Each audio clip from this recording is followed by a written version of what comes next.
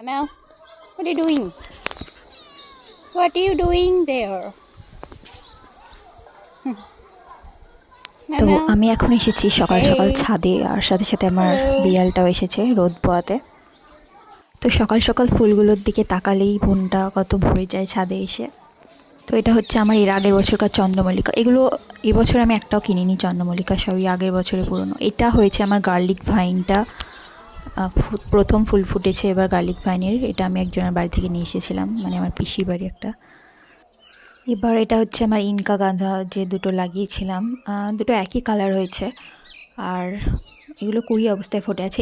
আসলে এই ক্লিপটা এক সপ্তাহ আগের নেওয়া, তো এরপরে যে ক্লিপটা দেখাবো ওখানে পুরো ফুটে গেছে ফুলগুলো।